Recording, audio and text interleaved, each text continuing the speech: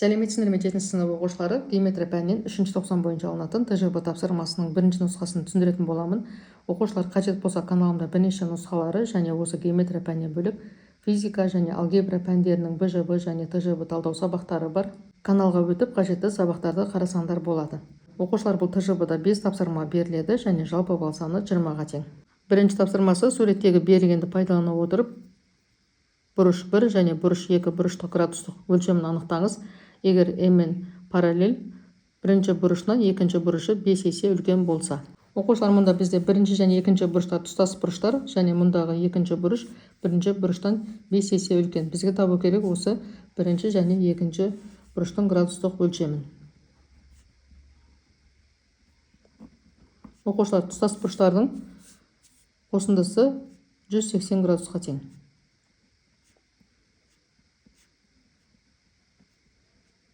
Енді былай алсақ болады. Бұрыш 1 қосылған екінші бұрышқа 5 көбейтілген бұрыш 1 деп алайық.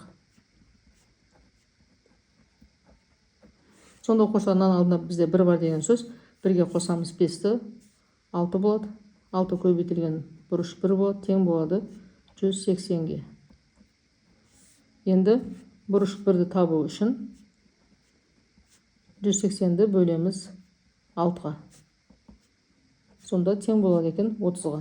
Бізде бірінші бұрыш табылды, 30 градус екен. Енді екінші бұрышты табу үшін 5-ті көбейтеміз бірінші бұрышқа.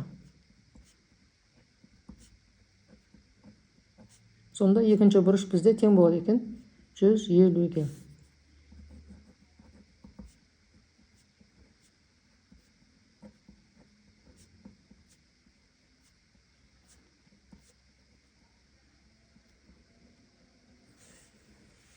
Келесі тапсырмасы АБС үшбұрышында А төбесінің ішкі бұрышы 57 градусқа тең, ал ішкі С төбесі 49 градусқа тең. Б бұрышының сыртқы бұрышын табыңыз.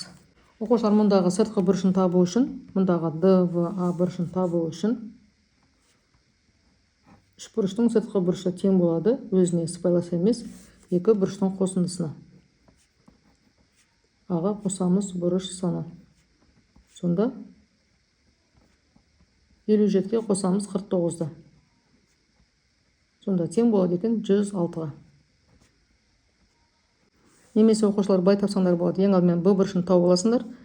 Б бұрышын табу үшін үш бұрыштың ішкі бұрыштардың қосындысы 180 градусқа тең дегенді қолданамыз. Яғни 180-ні азайтамыз мына екі бұрыштың қосындысын. Сонан соң барып мына бұрыш табу үшін жалпы мына бұрыш бізде 180 градусқа тең, 180-ні азайтамыз мына бұрышты. Сонда мінекей 106 шығу керек.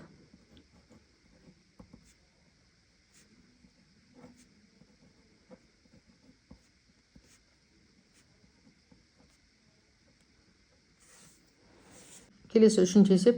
АБС үшбұрышында БД биссектрисі жүргізілген. А бұрышы 75 градус, С бұрышы 35 градусқа тең.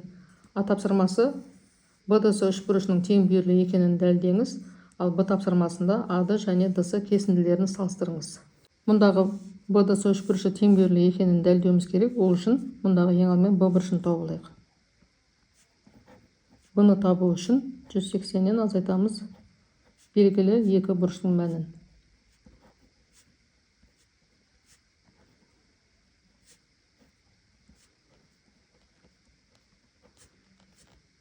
А бұрышы 75-ке тең, ал С бұрышы 35-ке тең. Екеуін қосамыз 110 болады. 180-нен азайтсақ тең болады 70-ке. Оқушылар, мұндағы бізде Б бұрышы 70-ке тең екен. Мұндағы Б-ді бізде биссектрисия, яғни ол не істейді? Бұрышты теңдей екі бөлікке бөледі. Сонда мына бұрышы бізде 35 болады. С бұрышы да 35. Сонда оқушылар, мұнда бізде бұрыш БДВС тең бұрыш С-ға, яғни екеуі де 35 градусқа тең. Егер үш бұрыш беріліп, оның табандағы екі бұрышы тең болатын болса, демек мұндағы бізде үш бұрышымыз тең бүйірлі деген сөз. Мұнда жазып қояйық. Үш бұрыш. Мұндағы екі бұрышы тең болса, демек екі қабырғасы да тең болады деген сөз. Ол сонда БД тең ДС-ға яғни бізде 3 бұрыш ВД-сы тең бүйірлі.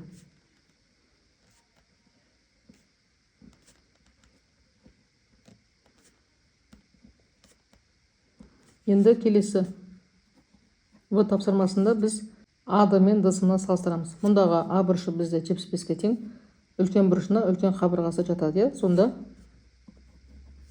А бұрышы бізде А бұрышы үлкен бізде АВД-дан. Мұнда бізде 75 болатын болса, оған үлкен қабырғасы жатады, яғни ВД үлкен, ал ВД бізде Д-сыға тең.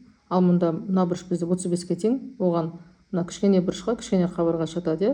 Яғни бізде А-ды мұндағы Д-сыдан кішкентай болып тұр ғой. Сонда былай жазсақ болады. ВД үлкен А-дан. Ал мұнда бізде ВД мен Д-сы екеуі тең, сонда А-ды кішкентай Д-сыдан деп аламыз. Келесі тапсырмасы, егер тең бүйірлі үшбұрыштың екі қабырғасы 8 және 2 сантиметрге тең болса, үшінші қабырғасын табыңыз. Оқушылар, екі жағдайды қарастырайық. Бірінші жағдайда АБ бізде тең В-сыға және ол тең 2 сантиметрге деп алайық. Ал асы, яғни табаны 8 сантиметр деп алайық. Енді осы бізде үшбұрыштың негізі қасиеті бойынша, мұнда бізде екеуінің қосындысы, екі қабырғасының қосындысы үшінші қабырғаның мәнінен үлкен болу керек. Мінекей былай болу керек. Бізде ондай емес. Яғни бұл вариант бізде болмайды екен.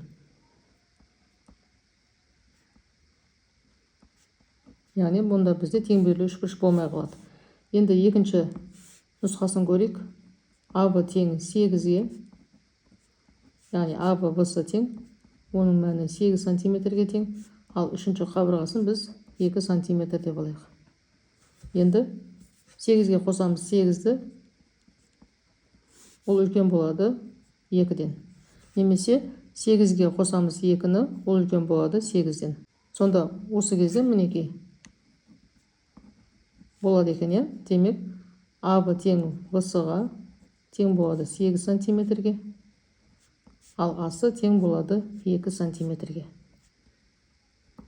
Бұл бізде жауап. Соңғы тапсырмасы, КЛМ үшбұрышында КМ 24,8 дециметр, М бұрышы 30 градусқа тең, бұрыш К 90 градусқа тең, К нүктесінен ЛМ түзуіне дейінгі арақашықтықты табыңыз. Мұндағы КМ қабырғасы, мұндағы КЛМ үшбұрышының катеті болып тұр. Енді оқушылар, мұндағы М бұрышы бізде 30 градусқа тең, мұндағы К бұрышы бізде 90 градусқа тең. Бізге табу керек мұндағы KH биіктігін. Яғни мұндағы LM қабырғасына дейінгі қашықтықты табу керек. Енді өздерін көріп тұрғандай, мұнда бізде биіктік болып түсетін болса, мұнда бізде үш бұрыш KHM тік бұрышты болады.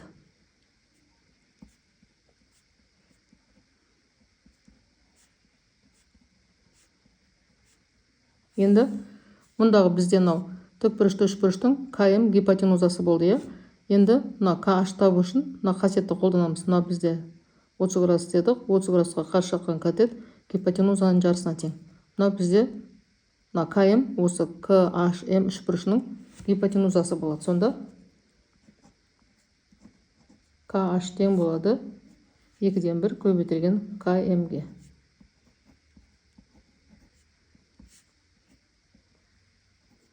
2-ден 1-ді көбейтеміз 24,8-ге. Сонда тең болады 12,4-ге.